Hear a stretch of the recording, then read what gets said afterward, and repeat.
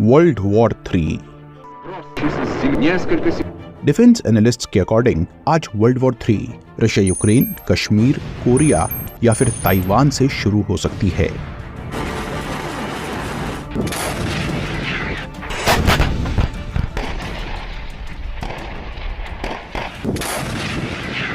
तो दोस्तों, क्या हम as a nation world war 3 के लिए रेडी हैं? 16th सेंचुरी के फ्रेंच एस्ट्रोलॉजर नॉस्ट्राडामस की बुक के अकॉर्डिंग 2023 में ये ग्रेट वॉर इग्नाइट हो सकती है। नॉस्ट्राडामस के फॉलोअर्स के अकॉर्डिंग इन्होंने फ्रेंच रेवोल्यूशन से लेकर कोविड-19 क्राइसिस तक लगभग सारे इवेंट्स के बारे में एक्यूरेटली प्रेडिक्ट किया है। लेकिन इनकी वर्ल्ड वॉर 3 की प्रेडिक्शन सही है या नहीं, ये तो समय ही बताएगा। पर करंट जियोपॉलिटिकल सिचुएशन में वर्ल्ड वॉर 3 क्यों और कैसे शुरू होगी, और इस ग्रेट वॉर के दौरान इंडिया के एलाइज एंड एडवर्सरीज कौन होंगे, ये जानना बहुत जरूरी है। और करंट सिचुएशन में इंडिया ऑफ कोर्स मिलिट्रीली अपने सबसे बड़े एडवर्सरी चाइना से बहुत पीछे है, लेकिन फिर भी इंडिया के पास एक सीक्रेट वेपन है जिससे हम चाइना को इजीली डिफीट कर पाएंगे। तो दोस्तों, इस सीक्रेट वेपन के बारे में जानने के लिए इस वीडियो को लाइक जरूर करें एंड इस वीडियो को लास्ट तक जरूर देखें। साथ ही इस वॉर के लिए क्या हमारी आर्म्ड फोर्सेस प्रिपेयर्ड हैं, और आज न्यूक्लियर वेपन्स की मौजूदगी किस तरह से लास्ट 2 वर्ल्ड वॉर्स के कंपैरिजन में इस वॉर को डिफरेंट बनाती है। चलिए इन सभी क्वेश्चंस को एनालाइज करते हैं। दोस्तों, जैसा कि आज की जियोपॉलिटिकल पिक्चर से क्लियर है कि Russia Ukraine war world war 3 को ट्रिगर कर सकती है। इस वॉर में पूरा नेटो इनडायरेक्टली ही सही बट इन्वॉल्व है। साथ ही रशिया अपनी प्राइवेट मिलिट्रीज के थ्रू पोलैंड एंड फिनलैंड जैसी नेटो मेंबर्स देशों को इंटिमिडेट कर रहा है, और पैसिफिक में भी ताइवान और साउथ कोरिया को आज नेटो सपोर्ट कर रहा है। नॉर्थ कोरिया लगभग 40 न्यूक्लियर वेपन्स को होल्ड कर चुका है और अपने ICBMs के through long distance strike capability भी रखता है। जापान एंड साउथ कोरिया जैसे US एलाइज नॉर्थ कोरिया के एग्रेशन की इस आग के चपेटे में आ सकते हैं।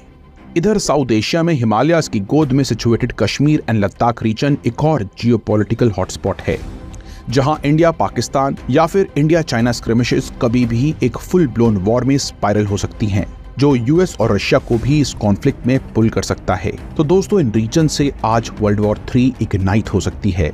लेकिन किसी भी देश के लिए वॉर के आउटकम्स उसके फ्रेंड्स एंड एनिमीज डिसाइड करते हैं। जैसे कि 1971 की इंडिया पाकिस्तान वॉर के दौरान अगर सोवियत यूनियन इंडिया को सपोर्ट नहीं करता तो शायद पाकिस्तान US हेल्प से इस वॉर का कोर्स बदल सकता था। इसलिए वर्ल्ड वॉर 3 के दौरान कौन सा देश भारत के साथ खड़ा होगा और कौन सा देश भारत के विरुद्ध, ये जानना बहुत जरूरी है। दोस्तों, आज जापान, फ्रांस और इजराइल ही इंडिया के ऑल वेदर फ्रेंड्स हैं। रशिया जो एक समय पर हमारा ट्रू सपोर्टर था, आज चाइना पर इकोनॉमिकली हेविली डिपेंडेंट है, और रशिया का चाइना की तरफ ये टिल्ट इंडिया के लिए बहुत कंसर्निंग है। और इसीलिए इस बात की पॉसिबिलिटी ज्यादा है कि चाइना इंडिया के कन्फ्रंटेशन की कंडीशन में रशिया न्यूट्रलिटी मेंटेन करने की कोशिश करेगा, या मे बी अपनी कम्युनिस्ट हमसाए मुल्क चाइना को हेल्प करेगा। वहीं US भी इंडिया पाकिस्तान के कॉन्फ्लिक्ट में न्यूट्रलिटी मेंटेन करना चाहेगा और डायरेक्टली इस कॉन्फ्लिक्ट में पार्टिसिपेट नहीं करेगा। लेकिन हाँ, इंडिया चाइना कॉन्फ्लिक्ट में US को फायदा चाइना की हार में है, और इसलिए US इंडिया की डायरेक्ट इनडायरेक्ट हेल्प जरूर कर सकता है। लेकिन दोस्तों, US और रशिया के अलावा वॉर के दौरान नेबरहुड से सपोर्ट मिलना भी बहुत जरूरी है, और आज ज्यादातर भारत के नेबरिंग कंट्रीज चाइना की सैटेलाइट स्टेट्स बनकर रह गई हैं, और इनके एसेट्स को चाइना इजीली इंडिया के अगेंस्ट यूज कर सकता है। खास तौर पर बांग्लादेश का चिटगांग पोर्ट, श्रीलंका का हम्बनटोटा और पाकिस्तान का ग्वादर, इन तीनों पोर्ट्स को इंडिया के लिए ट्रायंगल ऑफ डेथ कहा गया है। म्यांमार और नेपाल के भी आज चाइना से बेहतर रिलेशंस हैं, और ये सभी देश आज चाइनीज डेट ट्रैप में उलझ चुके हैं, और इन सभी देशों में चाइना का स्ट्रैटेजिक इंफ्रास्ट्रक्चर जैसे कि पोर्ट्स, एयर स्ट्रिप्स और माइंस कॉन्फ्लिक्ट के केस में इंडिया के अगेंस्ट यूज किया जा सकता है। तो दोस्तों, वर्ल्ड वॉर 3 के दौरान हमारे ये नेबर्स चाइना को सपोर्ट कर सकते हैं, एंड हेंस इंडिया को 2 फ्रंट नहीं बल्कि 3 फ्रंट वॉर की तैयारी करने की जरूरत है। इमीडिएट नेबर्स के साथ साथ आज हमारे एक्सटेंडेड नेबरहुड और इंडियन ओशन रीजन में भी यही हाल है। चाहे सेंट्रल एशिया हो या वेस्ट एशिया या फिर साउथ ईस्ट एशिया या ईस्ट अफ्रीका, यहाँ के ज्यादातर कंट्रीज आज चाइना की डेट ट्रैप में फंसी हुई पपेट कंट्रीज हैं, जहाँ चाइना मिलिट्री बेसेस भी कंट्रोल करता है। जिबूटी का चाइनीज मिलिट्री बेस हो, या ताजिकिस्तान में चाइनीज एयर स्ट्रिप, या फिर रिसेंटली बन रहा कंबोडिया में रियाम नेवल बेस, और इन सभी बेसिस का यूज चाइना इंडिया के अगेंस्ट डेफिनेटली करना चाहेगा। इंडियन ओशन में भी चाइना इंडिया से ज्यादा ड्यूल यूज पोर्ट्स को कंट्रोल करता है, चाहे मालदीव्स हो या मेडागास्कर या फिर तंजानिया में बागा मोयो पोर्ट। तो दोस्तों, इमीडिएट नेबरहुड में सिर्फ भूटान एकमात्र ट्रू फ्रेंड है जो अगर इंडिया को मटेरियली सपोर्ट नहीं कर सकता तो अपनी टेरिटरी को इंडिया के अगेंस्ट यूज भी होने नहीं देगा। नेपाल और बांग्लादेश को भी इंडिया ट्रस्ट में लेकर इनकी टेरिटरी को इंडिया के अगेंस्ट यूज होने से रोक सकता है। साथ ही इंडियन ओशन में भी मॉरिशस, सेशल्स, फ्रांस और यूएस बेसिस की मदद से इंडिया चाइना को काउंटर करने की कोशिश कर सकता है। और दोस्तों, इंडिया की इंडियन ओशन स्ट्रेटजी पर हम ऑलरेडी एक वीडियो बना चुके हैं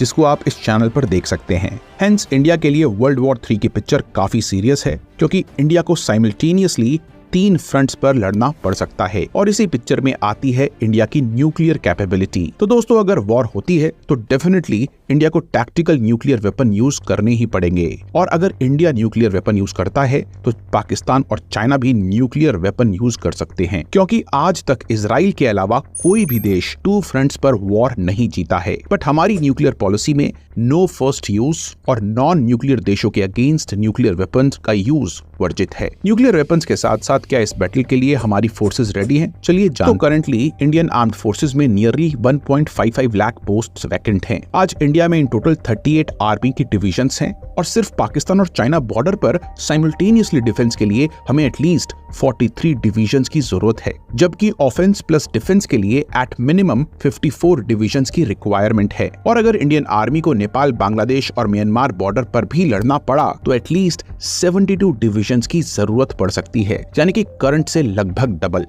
आर्मी के साथ साथ आज एयरफोर्स में भी यही प्रॉब्लम है। करंटली हमारे पास 30 फाइटर स्क्वाड्रंस हैं, लेकिन दोनों फ्रंट्स पर लड़ने के लिए हमें एटलीस्ट 60 स्क्वाड्रंस की जरूरत है। साथ ही ड्रोन वॉरफेयर में आज हम पाकिस्तान से भी पीछे हैं। चाइना आज 2 5th जनरेशन जेट्स को ऑपरेट करता है। वहीं दोस्तों, इंडिया का 5th generation advanced medium combat aircraft यानी कि एमका अभी इंडक्शन से लगभग 15 साल दूर है। साथ ही नेवी के भी ऐसे ही हाल हैं।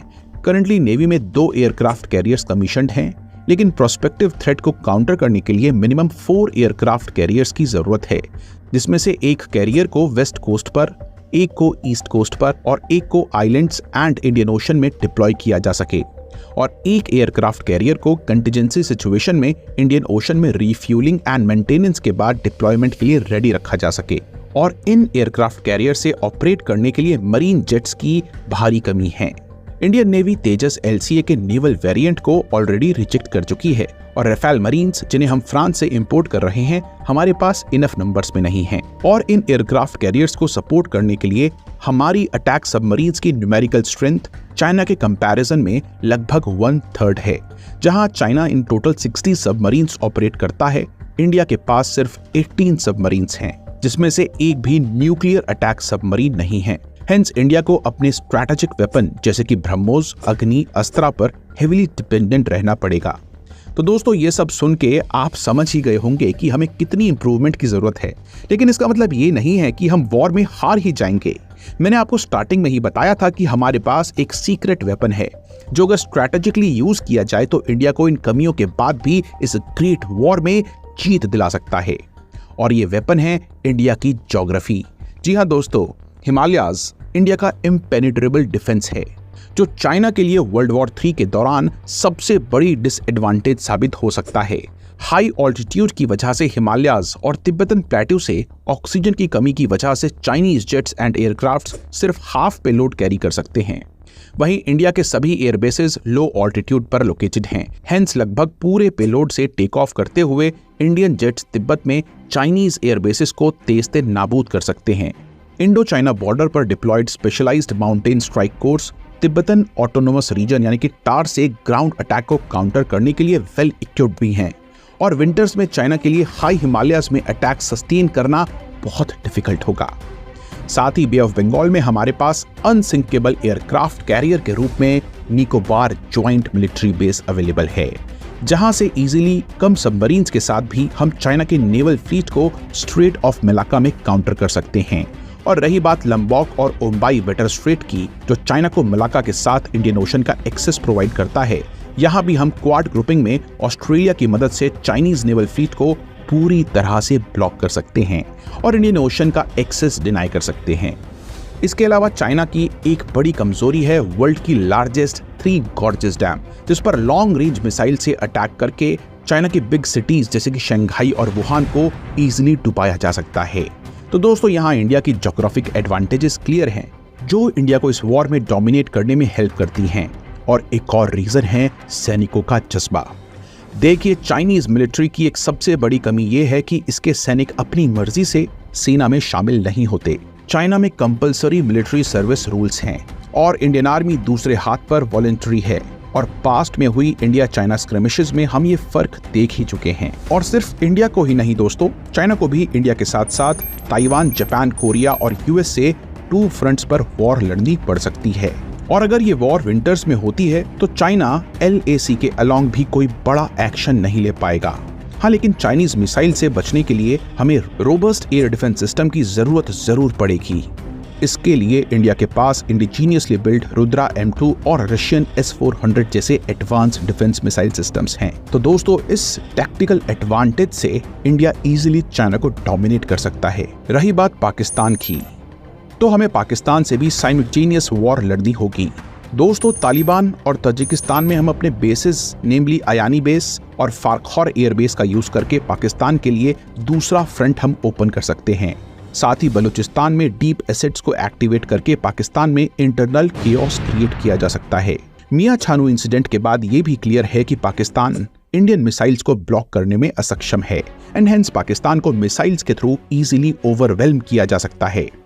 पर इशू पाकिस्तान के न्यूक्लियर वेपन्स का है, जिन्हें सिर्फ इंटेलिजेंस और डिप्लोमेसी का यूज करते हुए न्यूट्रलाइज किया जा सकेगा।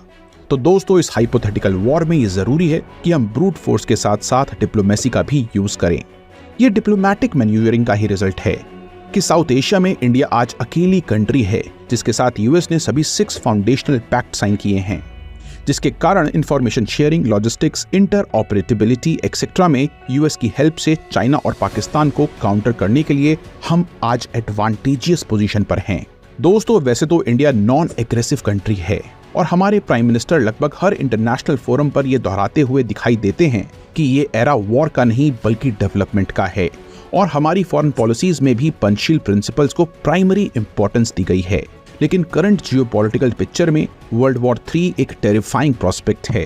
क्लियरली यहाँ कोई नहीं जानता कि कब ग्लोबल टेंशंस वर्ल्ड वॉर 3 में तब्दील हो जाएं। इसलिए लोकेशन और स्केल के बियॉन्ड वॉर के लिए प्रिपेयर्ड रहना ही हमारे लिए एकमात्र ऑप्शन है। इसके लिए कन्वेंशनल और अनकन्वेंशनल वॉर कैपेबिलिटीज को ऑगमेंट करने के साथ साथ हमें डिप्लोमेटिक फ्रंट को भी एक्सपैंड करने की जरूरत है। खास तौर पर नेबरिंग कंट्रीज को चाइनीज इन्फ्लुएंस से निकालने की अर्जेंट नीड है। और डिप्लोमेसी के साथ साथ हमें हमारी आर्म्ड फोर्सेस को मॉडर्नाइज करने की भी आवश्यकता है।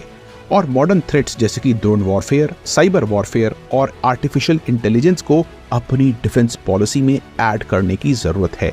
तो दोस्तों, वीडियो को जरूर लाइक करें और वर्ल्ड वॉर 3 को लेकर अपने विचारों को कमेंट्स में जरूर विमर्श करें। आशा करता हूं कि आपको ये वीडियो पसंद आई होगी। मिलूंगा आपसे ऐसे ही नेक्स्ट ऑसम वीडियो।